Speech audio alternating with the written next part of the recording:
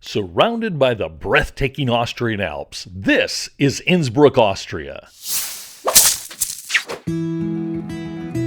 Welcome to Innsbruck, Austria, a city where alpine peaks meet historic charm.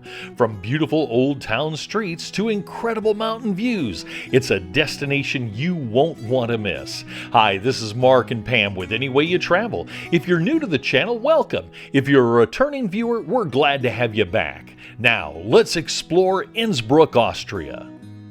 Flowing right through the heart of Innsbruck, the Inn River has shaped the city for centuries. Its name even gave Innsbruck its identity, meaning bridge over the Inn.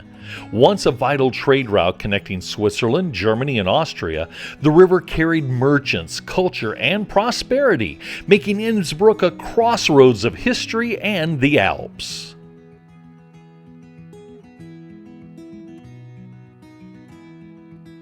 Normally, Maria Theresenstrasse is filled with street performers and all kinds of hustle and bustle going on. But this time of year, December, there is the Christmas market going on. So that has a whole different type of hustle and bustle. But this is a great place to come just to relax and do a little shopping if you're here, or take in the historical sites. They're really amazing. One thing you'll never find in short supply are incredible historic sites. Behind me is the Trumpet Forte, which was built by Empress Maria Theresa in 1765 to celebrate the marriage of her son. Quite a wedding gift. Right in the center of Innsbruck, you'll find the Swarovski Crystal Store, a glittering showcase filled with world-famous jewelry, figurines, and dazzling pieces of art that capture the very light of the Alps. Just outside the city in Wattens, you can visit Swarovski's Crystal Welten, or Crystal World. It's more than a museum.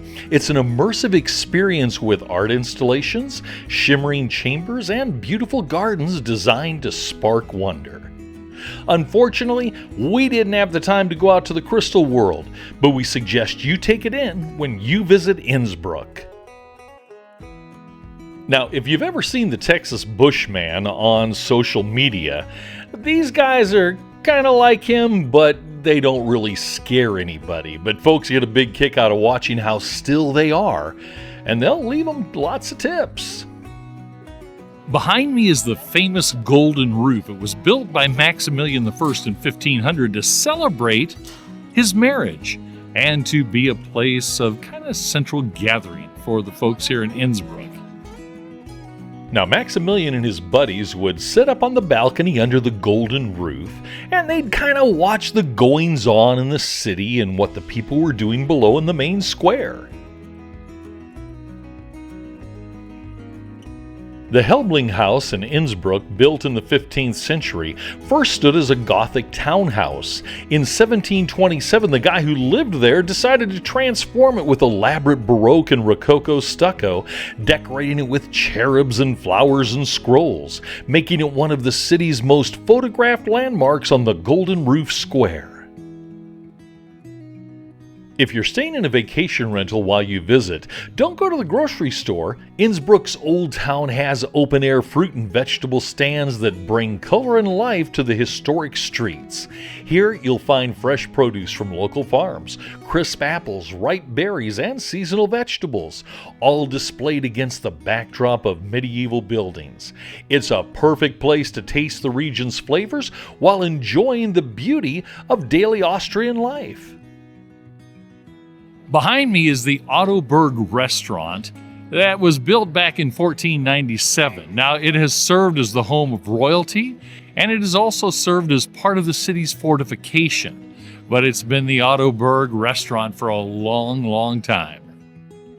Now, when they say it was the home to royalty, that was Prince Rudolf of Anhalt, who lived there from 1497 to 1515.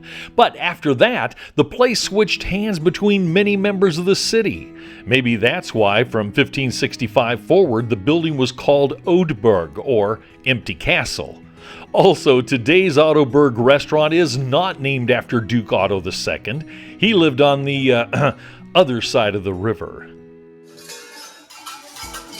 One of the more beloved traditions in Austria is the tradition of Krampus. In Austria, the Christmas season comes with a fascinating mix of joy and fright through the traditions of Father Christmas and Krampus.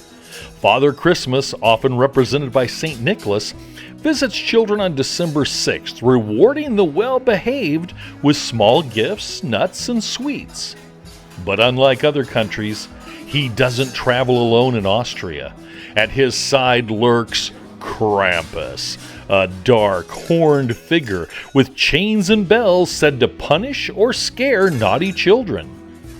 This tradition stretches back centuries, blending Christian belief with alpine folklore.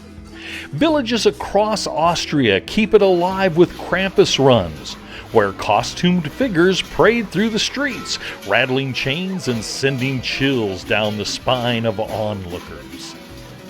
The contrast between the kindness of Father Christmas and the terror of Krampus creates a uniquely Austrian holiday atmosphere, one that celebrates generosity while reminding children, well, you better behave. It's a cultural experience that captures both the festive spirit and the rich folklore of the Alps.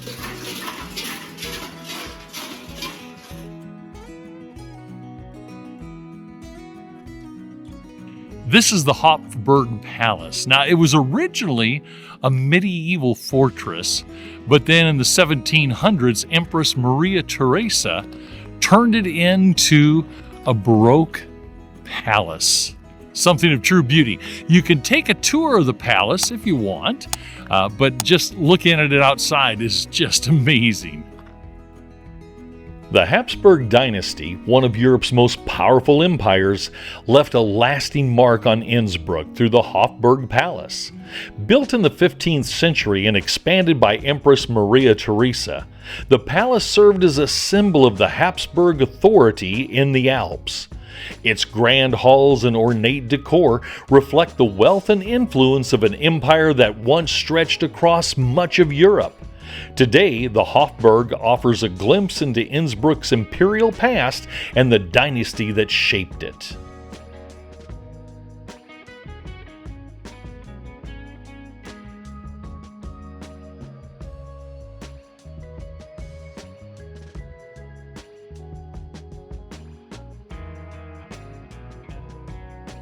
St. Jacob's Cathedral, or Dom zu St. Jakob, is one of Innsbruck's most stunning landmarks.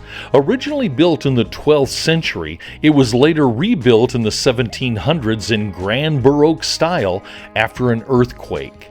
Inside, visitors are greeted with breathtaking frescoes, marble columns, and gilded details that shine in the light. One of its treasures is the famous painting of the Madonna and Child, a work beloved for centuries. The church also houses the tomb of Archduke Maximilian III, tying it closely to the Habsburg history. Today, St. Jacob's remains both a place of worship and a masterpiece of art and architecture in the heart of Innsbruck.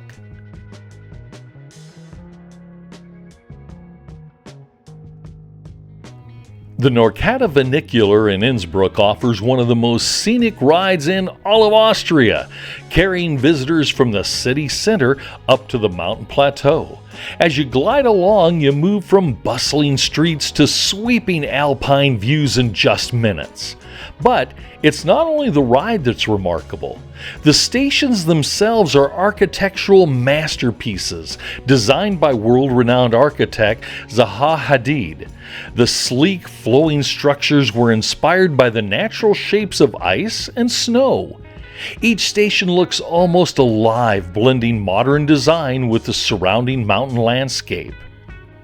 The funicular is more than transportation. It's a seamless fusion of engineering, architecture, and alpine beauty, making the journey as memorable as the destination.